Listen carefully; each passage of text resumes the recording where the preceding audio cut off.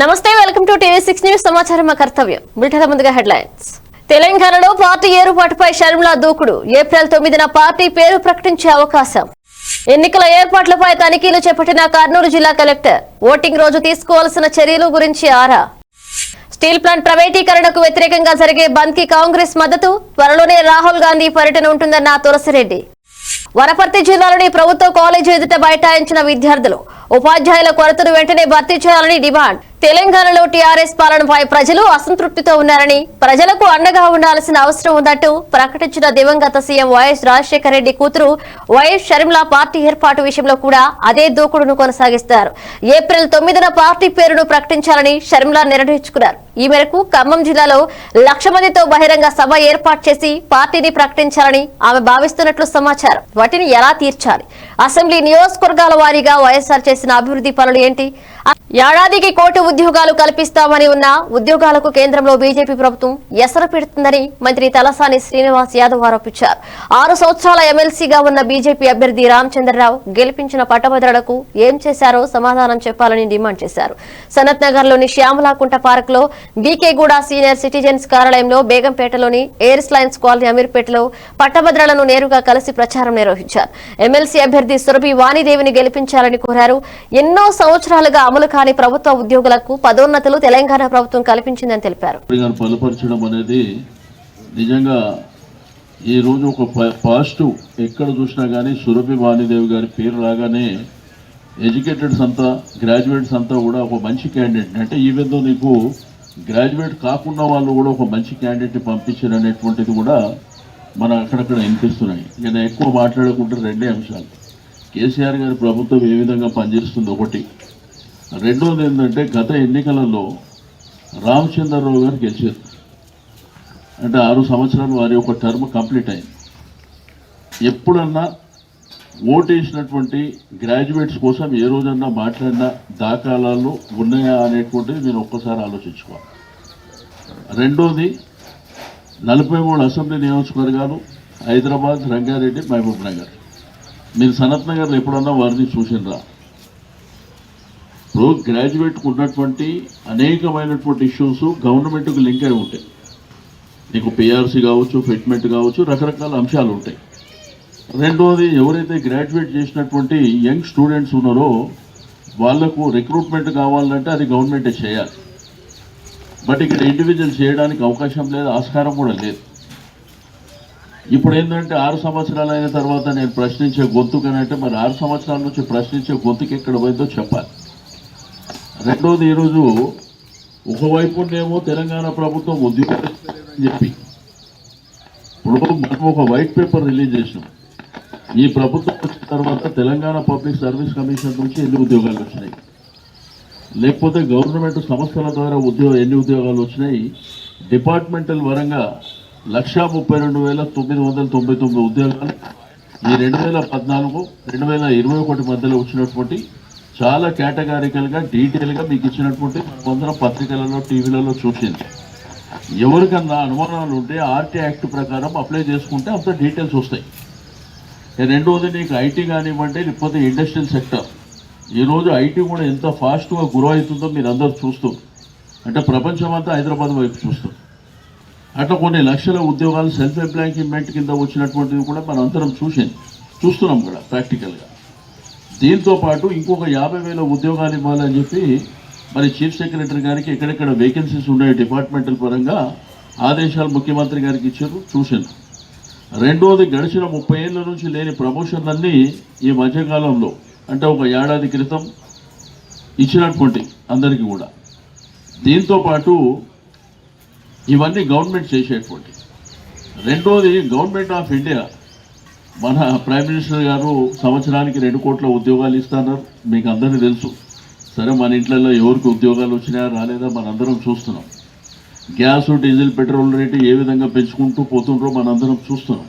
కేసీఆర్ దృష్టిలో ఎమ్మెల్సీ అంటే member of liquor council అని బీజేపీ తెలంగాణ రాష్ట్ర అధ్యక్షుడు బండి సంజయ్ కుమార్ ఎద్దేవా చేశారు. యాదాద్రి భువనగిరిలో నిర్వహించిన నల్గొండ, ఖమ్మం, వరంగల్, పట్టభద్రుల ఎమ్మెల్సీ ఎన్నికల ప్రచార సభలో బండి సంజయ్, అభ్యర్థి ప్రేమేందర్ రెడ్డి, బీజేపీ శ్రేణులు భారీగా పాల్గొన్నారు.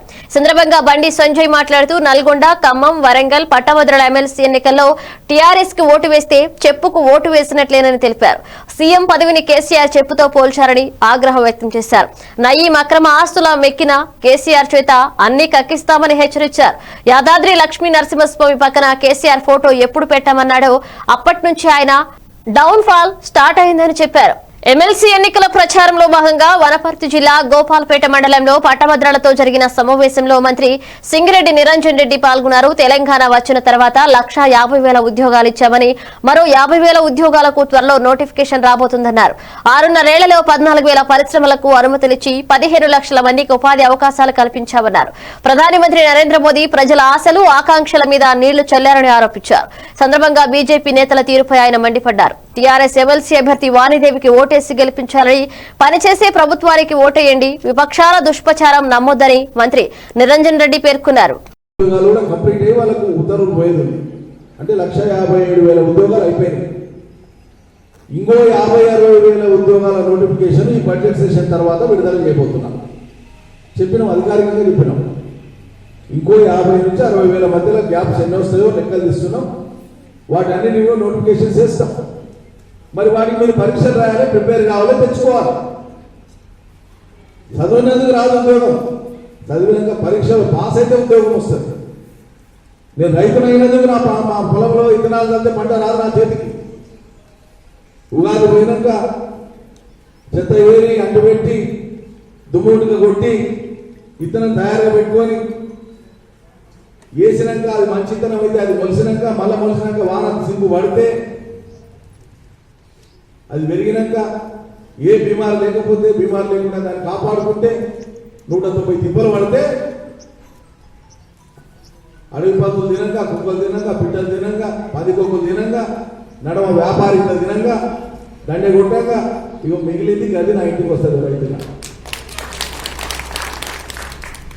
మరి నువ్వు ఒక్కసారి నౌకర్లో పడ్డాక, నౌకర్లో పడే వరకు మా శేఖర్ పోస్ట్ గ్రాడ్యుయేషన్ చదివాడు. ఒకవేళ నౌకరు వచ్చింది అనుకో, పోస్ట్ గ్రాడ్యుయేషన్ చదివే వరకు నేను హాస్టల్లో ఉండి కష్టపడి చదివినాను, తగ్గమోజు ఇవంతా కష్టపడి చదివిండొచ్చు. నీకు నౌకరు వచ్చిన తెల్లారకైతే నువ్వేం పెట్టుబడి పెడతలేవు కదా. దినం చెప్పిన పని చేస్తావు అంతే. 10కి 5కి రా, దినాలను పెట్టుబడి పెడతావు. నువ్వేం పెట్టుబడి పెట్టకుండా నెల నాటికి జీతం వచ్చాయి కదా. మరి మేము రైతులం 165 దినాలు కష్టం చేస్తున్నాం కదా. 2,40,00,000 మంది కదా వీళ్ళు. 2,40,00,000 మంది ప్రజలు దినం 365 రోజులు కష్టం చేస్తారే. ప్రభుత్వ ఉద్యోగుల పట్ల మంత్రి నిరంజన్ రెడ్డి చేసిన వ్యాఖ్యలపై ఎమ్మెల్సీ రామచంద్రరావు అభ్యంతరం వ్యక్తం చేశారు. ప్రభుత్వ ఉద్యోగులను బెదిరించేలా మంత్రి నిరంజన్ మాట్లాడడం సరికాదని, ఉద్యోగులకు మంత్రి వెంటనే క్షమాపణ చెప్పాలని డిమాండ్ చేశారు. ప్రభుత్వాన్ని తాను ప్రశ్నించడం వల్లే అడ్వకేట్లకు 100 కోట్లు విడుదల చేశారని తెలిపారు. లాక్డౌన్ సమయంలో జూనియర్ అడ్వకేట్లకు పారితోషికం కోసం కౌన్సిల్లో ప్రస్తావించినట్లు చెప్పారు. పీపీలకు సకాలంలో జీతాలు రావడం లేదని విమర్శించారు. 2023లో బీజేపీ అధికారంలోకి రావడం ఖాయమని ధీమా వ్యక్తం చేశారు. కోడ్ ఉన్న సమయంలో రెసిడెన్షియల్ స్కూల్స్ లో నియామకాలు చేపడుతున్నారని, వెంటనే అలాంటి నియామకాలు నిలుపుదల చేయాలని ఎమ్మెల్సీ రామచంద్రరావు డిమాండ్ చేశారు. ప్రచారం కోసము మహబూబ్ నగర్ జిల్లా కోర్టుకు న్యాయవాదులను కలవడానికి ఇక్కడ రావడం జరిగింది. నాతో పాటు మా బార్ కౌన్సిల్ చైర్మన్ అయినటువంటి నరసింహారెడ్డి గారు, బార్ కౌన్సిల్ సభ్యులు అయినటువంటి హనుమంత్ రెడ్డి గారు, భుజంగరావు గారు, ముగ్గురు కూడా ఈ యొక్క ప్రాంత సంబంధించినటువంటి బార్ కౌన్సిల్ సభ్యులు. అదేవిధంగా పెద్దలు మనోహర్ రెడ్డి గారు కూడా ఉన్నారు, బార్ అధ్యక్షులు ఆనంద్ రెడ్డి గారు, బ్రహ్మచారి గారు, అదేవిధంగా న్యాయవాదులు చాలామంది పాటు మా శాంతి కుమార్ గారు, వారు కూడా న్యాయవాదులే, ఇన్కమ్ ట్యాక్స్ ప్రాక్టీషనరు. రమణయ్య గారు ఉన్నారు, మాజీ బార్ అధ్యక్షులు. మరి అందరూ కూడా ఈరోజు పెద్ద చాలామంది భారతీయ జనతా పార్టీ నాయకులు చాలామంది వచ్చినారు. మరి ప్రత్యేకంగా ఈరోజు న్యాయవాదుల మధ్యన క్యాన్వాసింగ్ చేసిన సమయంలో ఒక 2 విషయాలు మీ దృష్టికి తీసుకురావాలని ఒక ప్రయత్నం చేస్తాం. మొన్న న్యాయవాద సంబంధించిన ఒక మీటింగు కేసీఆర్ గారు మన తెలంగాణ భవన్లో పెట్టడం జరిగింది. ఆ తెలంగాణలో పెట్టినటువంటి భవన్లో కేటీఆర్ గారు పదే పదే నా పేరు తీసుకొని న్యాయవాదులకు ఏం చేశారనే ప్రశ్న చేయడం జరిగింది. నేను కేటీఆర్ గారికి కూడా చెప్పాను. ఆ రోజు నిన్న కూడా మొన్న కూడా ఛాలెంజ్ చేశాను ఆర్ట్స్ కాలేజ్ ముందు. ఈరోజు కూడా సభాముఖంగా మీకు చెప్తా ఉన్నాను, పత్రికా ముఖంగా, ఈ 100 కోట్లు ఏదైతే న్యాయవాదులకు ఇవ్వడం జరిగిందో అది నేను చేపట్టి బయటికి వచ్చింది. ఇచ్చింది ప్రభుత్వం కావచ్చు. ఇది కౌన్సిల్లో మాట్లాడిన మాట. 2 సంవత్సరాలు దాన్ని 2 సంవత్సరాలు ఆ 100 కోట్లు ఎక్కడ పెట్టారో చెప్పలేదు. నేను మాట్లాడిన ముఖ్యమంత్రి గారు రోజు హౌస్లో ఉన్నారు. బార్ కౌన్సిల్ సభ్యులుగా నేను అడిగాను, ఎమ్మెల్సీకి అడిగాను. దాని తర్వాత 100 కోట్లు బయటకు తీశారు. మీకు ఈ క్లిప్పింగ్స్ మీకు షేర్ చేస్తాను. ఉపాధ్యాయుల కొరతను వెంటనే భర్తీ చేయాలని కోరుతూ విద్యార్థులు రోడ్డెక్కారు. వనపర్తి జిల్లా కేంద్రంలోని ప్రభుత్వ డిగ్రీ కళాశాలలో బయోటెక్నాలజీ, ఎకనామిక్స్ ఉపాధ్యాయుల కొరతతో చాలా ఇబ్బందులు పడుతున్నామని ఎన్నిసార్లు అధికారులకు తెలిపినా ఫలితం లేదని ఆవేదన వ్యక్తం చేశారు. దీంతో ఏబీవీపీ నాయకుల ఆధ్వర్యంలో విద్యార్థులు కలిసి కాలేజ్ ప్రధాన గేటు వద్ద బైఠాయించి ధర్నా చేపట్టారు. ఇప్పటికైనా ప్రభుత్వం స్పందించిన టీచర్ల కొరతను తీర్చాలని విద్యార్థులు డిమాండ్ చేశారు.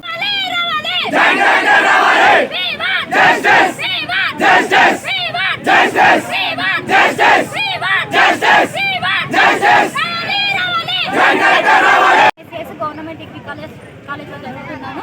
అయితే మాకు సెకండ్ ఇయర్ వరకు స్టాటిస్టిక్స్ జరిగింది. ఇప్పుడు ఫైనల్ ఇయర్లో మాకు 2 పేపర్స్ ఉంటుంది. అది ఎక్స్ప్లెయిన్ చేస్తే మాత్రం అర్థం కాదు, మొత్తం మ్యాథ్స్ ఉంటుంది. కాబట్టి ప్రతి ప్రాబ్లమ్ ఎక్స్ప్లెయిన్ చేయాలి. అలాంటప్పుడు మేము ఫోన్లో చూసి చదువుకొని ఏమాత్రం పాస్ అవుతాము. ఇప్పటికీ మేము కోర్స్ ఫీజు సహా 9,000 వరకు కడుతున్నాము. మళ్ళీ ఇప్పుడు బ్యాక్లాగ్ వస్తే 2 పేపర్లకు బ్యాక్లాగ్ కట్టాలి. సార్ ఇప్పుడు కాదు, మేము సెప్టెంబర్ ఆన్లైన్ క్లాసులు జరిగినాయి అప్పటి నుండి అడుగుతున్నాం ప్రిన్సిపల్ సార్ని. ఫోన్లు వేసి అడుగుతున్నాం, లెటర్లు పెట్టినాం. ఇప్పటికీ 2 లెటర్లు పెట్టినాం. అడిగితే సార్ ఏమంటుందంటే కమిషనర్ ఏం రెస్పాన్స్ అవుతలేడు. కమిషనర్కి లెటర్ పెట్టినా ఆయన ఏం రెస్పాన్స్ అవుతలేడు. ఆయన ఏం రెస్పాన్స్ కానీ మేము ఇట్లా రెస్పాన్స్ కావాలని చెప్తారు. ఇంతకుముందు కూడా ఇంటర్నల్స్ కూడా పోయి అడిగినాము. ఈరోజు స్టాట్స్, మ్యాథ్స్ ప్రాక్టికల్ ఉంది. మాకు ఏం సిలబస్ రాంది, ఏం రాయాలి. ఇప్పుడు ఏమంటారంటే మేము వేస్తాం ఎట్లా మార్క్స్ అని అంటారు. మరి మేము అది మార్క్స్ మాకు సెమ్ ఎగ్జామ్లో కూడా వేస్తే మేము ఇంత రచ్చ వేయము. మాకు ఇప్పుడు జస్టిస్ కావాలి, మాకు ఖచ్చితంగా న్యాయం జరగాలి. న్యాయం జరిగితేనే మేము ఈ నుండి పోతాం. కలెక్టర్ మేడం రావాలి, కమిషనర్ రావాలి, మాకు జస్టిస్ జరగాలి, ఈ రోజే జరగాలి. లేకపోతే మాకు మన తీసిచ్చి ఈ కాలేజ్ నుండి పంపించండి, ఆ కోర్సు పెట్టకండి. లేకపోతే ప్రతి కాలేజ్లో కూడా అట్లనే జరుగుతుంది, ఈ కాలేజ్లో కూడా అట్లనే జరుగుతుంది అని ప్రిన్సిపల్ సార్ చెప్తుండ్రు. అన్ని కాలేజ్లకు కూడా ఎడ్యుకేషన్ మాత్రం ఖచ్చితంగా ఉండాలి. మనకి న్యాయం కావాలి ఖచ్చితంగా. We want justice. We want justice. We want justice. We want justice. రావాలి రావాలి. రావాలి రావాలి. We want justice. We want justice. We want justice. We want justice. రావాలి రావాలి. సీఎం జగన్మోహన్ రెడ్డిని వైసీపీ పార్టీ ఎమ్మెల్సీ అభ్యర్థులు కలిశారు. వారికి సీఎం జగన్ బీఫామ్ పత్రాలను అందజేశారు. 6 వైసీపీ ఎమ్మెల్సీ అభ్యర్థులు నామినేషన్లు వేశారు. 5 సాధారణ ఖాళీలు, 1 స్థానానికి ఉప ఎన్నిక జరగనుంది. ఎమ్మెల్సీ అభ్యర్థుల ఎంపికలో బడుగు బలహీన వర్గాలకు వైఎస్ఆర్సీపీ ప్రాధాన్యం కల్పించింది. త్వరలో జరగనున్న ఎమ్మెల్యే కోటాలోని 6 ఎమ్మెల్సీ స్థానాలకు ఆ పార్టీ ప్రకటించిన అభ్యర్థుల పేర్లను గమనిస్తే ఈ విషయం స్పష్టమవుతుంది. అంతేగాక ఇచ్చిన మాటకు సీఎం వైఎస్ జగన్ కట్టుబడిన తీరు అభ్యర్థుల ఎంపికలో కనిపిస్తోంది. ఒక్క ఛాన్స్ పేరుతో రాష్ట్రాన్ని నాశనం చేశారని ఎమ్మెల్యే బాలకృష్ణ అన్నారు. హిందూపురంలో మున్సిపల్ ఎన్నికల ప్రచారంలో భాగంగా బాలకృష్ణ ప్రచారాన్ని ప్రారంభించారు. ముందుగా సుగురు ఆంజనేయ స్వామి ఆలయంలో ప్రత్యేక పూజలు నిర్వహించారు. హిందూపురంను గత ప్రభుత్వం టీడీపీ హయాంలో అన్ని విధాలుగా అభివృద్ధి చేశామన్నారు. అసాంఘిక కార్యకలాపాలను కట్టడి చేశామని, ఇప్పుడు ఇవన్నీ రాజ్యమేలుతున్నాయని తెలిపారు. నిత్యావసర ధరలు సామాన్యులకు అందుబాటులో లేవన్నారు. ఐఏఎస్, ఐపీఎస్లు గత ప్రభుత్వంలో గౌరవంగా ఉండేవారని, ఇప్పుడు ఐఏఎస్, ఐపీఎస్ల పరిస్థితి మారిపోయిందని బాలయ్య వ్యాఖ్యానించారు. శ్వేతపత్రం విడుదల చేయమనండి. మార్కెట్, కూరగాయల మార్కెట్ పూర్తి చేసాం. ఆసుపత్రి, మాతా శిశువు ఆసుపత్రి, అలాగే అందులో డయాలసిస్ కేంద్రం ప్రారంభించాము. నేను ఛాలెంజ్ చేస్తున్నాను. నాకు ఎన్నో ఛాలెంజ్ చేశారు. నేను ఒకటే అన్నాను, హాస్పిటల్ మాకు వస్తే నేను క్యాన్సర్ హాస్పిటల్ దాంట్లో స్క్రీనింగ్ పెడతానని. ఇప్పుడు ఇక్కడ మేము పోరాడి, నేను ఇప్పుడు మనం ప్రతిపక్షంలో ఉన్నాం. ప్రతిపక్షం కూడా వాళ్ళు నేర్చుకోవాలి మమ్మల్ని చూసి. వాళ్ళ ప్రతిపక్షంలో మేము ఉన్నాం. మేము అభివృద్ధి కోసం పాటుపడుతున్నాం. దానికి వేలు ఎత్తి విమర్శించాం. చేసేవన్నీ తప్పులైతే ఏం చెప్తాం? ఇప్పుడు మేము అదే మన మలుగురు అక్కడ మెడికల్ కాలేజ్ రావాలన్నా మినిస్టర్కి వెళ్ళారు. నేను ఫోన్ చేశాను. ఇక్కడ స్థాయిలు కాదు ఏంది కాదు, ఇక్కడ అభివృద్ధి అనేది ఇంపార్టెంట్. మనిషి అభివృద్ధి. నేను ఫోన్ చేస్తే వెళ్ళాను, చూసాను, మళ్ళీ అది పెనుగొండ పోయింది. నేను ఒకటే చెప్తున్నాను, ఎందుకంటే పెనుగొండ పోయింది అంటే ఈయన పెనుగొండ ఇక్కడ అభ్యర్థి అంటే ఎమ్మెల్యే అది కాదు. అన్ని దగ్గరలో సూపర్ స్పెషాలిటీ హాస్పిటల్ ఉంది ఇక్కడ పుట్టపర్తిలో, ఇక్కడ అనంతపురి దగ్గరలో ఉన్న కొన్ని తొమ్మిదిపల్లికి ఏంటి అవన్నీ వాటికి రీచ్లో ఉన్నాయి. మడకసిరాకు లేదు, హిందూపూర్ డిస్ట్రిక్ట్ జిల్లా కేంద్రం కావాలి. నేను అప్పుడు అదే చెప్పాను. ఇది అయినప్పుడు తప్పకుండా నేను క్యాన్సర్ హాస్పిటల్ పెడతాను. ఇప్పుడు వాళ్ళు అదే తీసుకెళ్ళిపోతే ఇక వీళ్ళు వాటిలో ఏం డెవలప్ చేస్తారు, ఏ అభివృద్ధి చేస్తారు? నేను ఛాలెంజ్ చేస్తాను, శ్వేతపత్రం విడుదల చేయమని చెప్పండి. ఎమ్మిగనూరులో ఎన్నికల ఏర్పాట్లపై కర్నూలు జిల్లా కలెక్టర్ వీరపాండియన్ ఆకస్మిక తనిఖీలు చేపట్టారు. ఎలక్షన్స్ ఏర్పాట్లపై ఓటింగ్ రోజు తీసుకోవాల్సిన చర్యల గురించి అధికారులకు పలు సూచనలు, సలహాలు తెలిపారు. ప్రశాంత వాతావరణంలో ఎన్నికలు జరగడానికి నాయకులు, ప్రజలు సహకరించాలని డీఎస్పీ వినోద్ కుమార్ తెలిపారు. పంచాయతీ ఎన్నికలకు పకడ్బందీ ఏర్పాట్లు చేస్తున్నట్లు ఆర్డీఓ రామకృష్ణారెడ్డి వివరాలను వెల్లడించారు. ఈ క్రమంలో Adoni RDO Ramakrishna Reddy, DSP Vinod Kumar, MRO Jayanna, ప్రభుత్వ అధికారులు పాల్గొన్నారు. ఆదోని మున్సిపాలిటీ అదేవిధంగా ఎమ్మిగనూరు మున్సిపాలిటీకి సంబంధించి మరి మున్సిపల్ ఎన్నికలు జరుగుతున్న నేపథ్యంలో మరి అన్ని ఏర్పాట్లను పరిశీలించడానికి జిల్లా కలెక్టర్ గారు అటు ఆదోని అర్బన్ను అదేవిధంగా ఇక్కడ ఎమ్మిగనూరు మున్సిపాలిటీలో hyper sensitive polling stations, counting ఏర్పాట్లు, రిసెప్షన్ ఏర్పాట్లు, డిస్ట్రిబ్యూషన్ ఏర్పాట్లు, ఎలక్షన్ ఆఫీసర్స్, తర్వాత పీఓ, ఏపీఓలు, ఓపీఓలకు సర్వింగ్ ఆఫ్ ఆర్డర్స్, అదేవిధంగా ఓటర్ స్లిప్ల పంపిణీ, వీటన్నిటికి సంబంధించి ఒకసారి అన్నీ కూడా పరిశీలించడం జరిగింది. మరి ఈ సమయంలో మరి ముఖ్యంగా కమిషనర్ గారు బ్యాలెట్ పేపర్ ప్రింటింగ్ మిగిలిన విషయాలను కూడా బ్యాలెట్ బాక్సెస్ అన్ని ఏర్పాట్లన్నీ కూడా సార్ చూడడం జరిగింది. అన్ని సర్వం సిద్ధం చేస్తున్నారు. అదేవిధంగా తహసీల్దార్ గారు సంబంధించి ఓటర్ స్లిప్ల పంపిణీ వేగవంతం చేసి రాబోయే మున్సిపల్ ఎన్నికల్లో 90% టర్నౌట్ అయ్యేటట్లు ఓటర్ టర్నౌట్ పర్సెంటేజ్ పెంచాలని కూడా జిల్లా కలెక్టర్ గారు ఆదేశించున్నారు. తదనుగుణంగా అన్ని చర్యలు తీసుకోవడం జరుగుతుంది.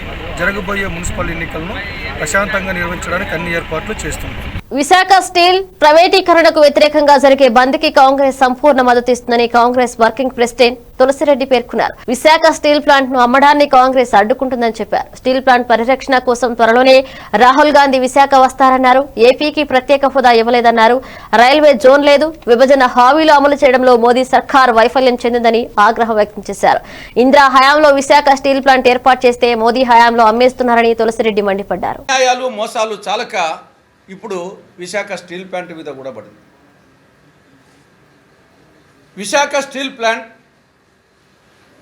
దాదాపు 17,000 మంది పర్మనెంట్ కార్మికులు, 15,000 మంది కాంట్రాక్ట్ కార్మికులు, 1,00,000కు పైగా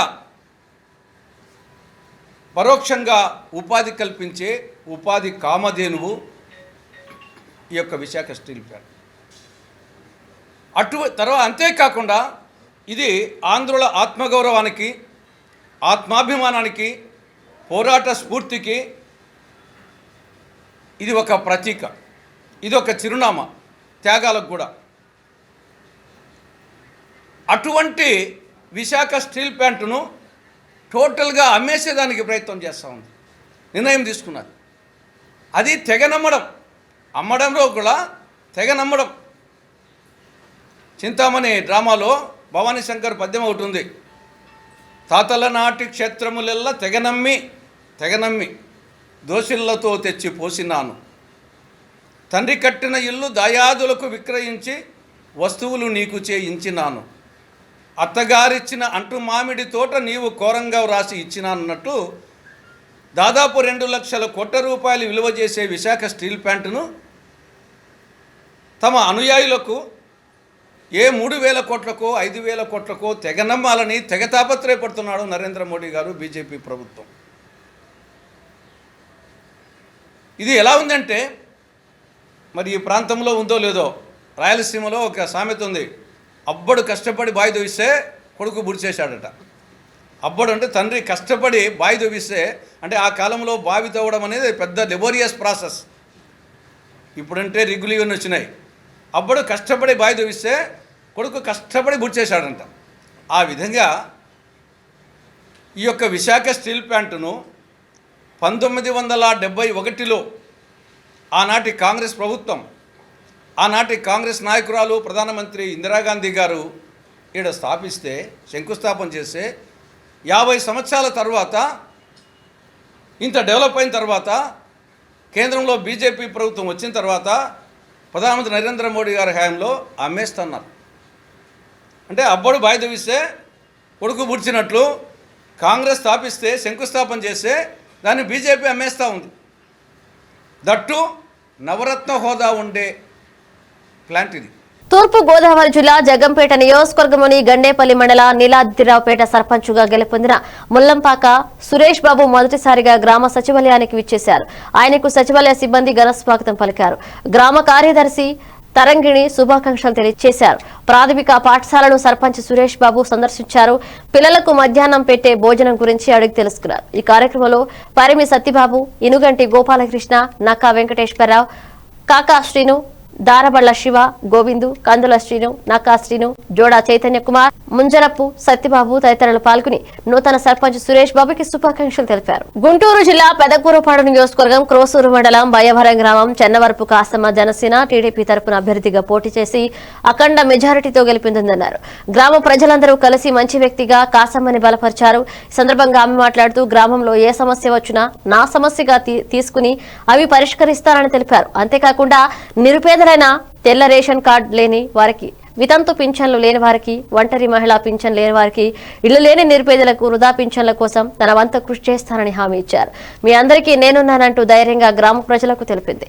తెలంగాణలో రాజన్న రాజ్యం కోసం పార్టీ పెడతారని ముందుకు వచ్చిన వైఎస్ షర్మిలకు సంపూర్ణ మద్దతు తెలిపారు ఓయూ జాక్ నేతలు.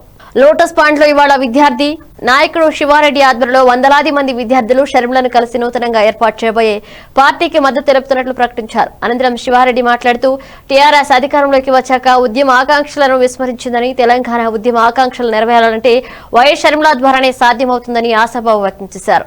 విద్యార్థి నాయకుడు శివారెడ్డి తెలంగాణలో సామాన్యవేత్తలు తీరాలంటే రాజన్న రాజ్యం రావాలని, అందుకే అన్ని వర్గాలు వైఎస్ షర్మిలకు మద్దతు తెలపాల్సిన అవసరం ఉందని అన్నారు. ఈరోజు తెలంగాణలో నిర్బంధం రాజ్యం వెళ్తుంది. ఆ నిర్బంధాన్ని ఎదుర్కోవడానికి తెలంగాణలోని ప్రజల సమస్యలు కానీ, విద్యార్థుల సమస్యలు కానీ, నిరుద్యోగుల సమస్యలను తీర్చడానికి మళ్ళీ షర్మిలక పార్టీని స్థాపించి తెలంగాణలో మళ్ళీ రాజన్న రాజ్యం తీసుకురావడానికి ఆమె ప్రయత్నిస్తుంది. బట్టి ఆమె చేస్తున్నటువంటి ప్రయత్నానికి మేము కూడా పూర్తిగా మద్దతు తెలుపుతున్నాం. ఎందుకంటే మా చదువును పక్కన పెట్టి కూడా మేము 9వ తరగతి నుంచే విద్యార్థి పోరాటంలో పనిచేశాం. కానీ ఇప్పుడు 1200 మంది బలిదానాలు అయిపోయినాయి. మా చదువు పక్కన పెట్టి మేము ఉద్యమం చేసినాం. ఆ ఉద్యమ ఆకాంక్ష కూడా నెరవేరకుండా పక్కులు మమ్మల్ని ఇంకా అవహేళన చేస్తున్నారు. ఇప్పటికి కూడా మళ్ళీ మేము నిరుద్యోగులుగా ఉంటూ ఇంకా 30-40 వయసు వచ్చినా కూడా ఇంకా అవిధంగా మాకు ఉద్యోగాలు ఉండే పరిస్థితి మాకు ఏర్పడింది. ఇప్పటికీ తెలంగాణలో విద్యా వ్యవస్థలో కానీ ఇప్పటికి 26,000 ప్రభుత్వ పాఠశాలల్లో 25,000 టీచింగ్ పోస్టులు ఖాళీ ఉన్నాయి. టీచర్ పోస్టులు 7,000 అసిస్టెంట్ పోస్టులు ఖాళీ ఉన్నాయి. 54 డిప్యూటీ డీఓ పోస్టులు ఖాళీ ఉన్నాయి. తెలంగాణ వ్యాప్తంగా మొత్తం 33 జిల్లాలో డీవీ పోస్టులు కూడా ఖాళీగా ఉన్నాయి. అదేవిధంగా 500 ఎంఈఓ పోస్టులు ఖాళీ ఉన్నాయి. ఇప్పటి వరకు ప్రభుత్వంలో ఇలాంటి దీన్ని నియమించడం పీఆర్సీ నివేదిక ప్రకారం 137,000 ఉద్యోగాలు ఖాళీ ఉన్నాయంటే కూడా వాటిని కూడా నియమించకుండా మమ్మల్ని ఇంకా నిరుద్యోగులను చేస్తూ, మమ్మల్ని లాస్ట్కి పనికిరాని వాళ్ళగా చేస్తూ పక్కలు అవహేళన, పక్క రాష్ట్రం వాళ్ళు కానీ మిగతా వాళ్ళు కానీ అవహేళన చేసే స్థితికి ఇక్కడ ఉన్నటువంటి ప్రభుత్వం చేస్తుంది. దాంతోపాటు ఇప్పుడున్న తెలంగాణలో అక్షరాస్యత 66% మాత్రమే ఉన్నది. ఓవరాల్గా చూసుకుంటే అక్షరాస్యత కూడా పెరగాల్సిన అవసరం ఉంది. కాబట్టి ఫీజు రియంబర్స్మెంట్ ఆ రోజు రాజశేఖర ఇచ్చిండో ఆ రియంబర్స్మెంట్ అనేది సరిగ్గా అమలు చేయాలి. ఎందుకంటే ఇప్పుడున్న కేసీఆర్ గవర్నమెంట్ ఏం చేస్తుందంటే కాలేజీలలో, ప్రైవేట్ కాలేజీలో కానీ ముందుగానే ఫీజులు వాళ్ళు వసూలు చేసుకుంటున్నారు. ఏదైతే ట్యూషన్ ఫీజు ఉందో అది ముందుగానే వసూలు చేసుకుంటారు. దానివల్ల గ్రామీణ విద్యార్థులకు అన్యాయం జరుగుతుంది. కాబట్టి అలాంటి సమస్యలను గుర్తించి మళ్ళీ షర్మిలక పాదయాత్రకు పూనుకొని తెలిసి మేము ఆమెకు మద్దతుగా రావడం జరిగింది. భవిష్యత్తులో ఆమె కార్యక్రమం తీసుకున్నా కానీ, ఎలాంటి మూవ్మెంట్ తీసుకున్నా కానీ మేము ఆమెకు పూర్తిగా సహకరిస్తాము. ఎప్పుడు ఎల్లంటూ మా నిజాంకాలి తరపు నుంచి కానీ, ఉస్మాన్ తరపు నుంచి కానీ మా సహాయ సహకారాలు ఉంటాయి. అదేవిధంగా మా ఉస్మానియా యూనివర్సిటీలో కానీ కూడా ప్రొఫెసర్ల పోస్టులు కూడా ఖాళీగా ఉన్నాయి, నాన్ టీచింగ్ పోస్టులు ఖాళీ ఉన్నాయి. వాటి గురించి కూడా షర్మిలమ్మ చర్చించడం జరిగింది. ఇవి ఇప్పుడు ఒక అప్డేట్స్, మరిన్ని అప్డేట్స్ కి చూస్తున్నాను టీవీ 6 న్యూస్ సమాచారం కర్తవ్యం.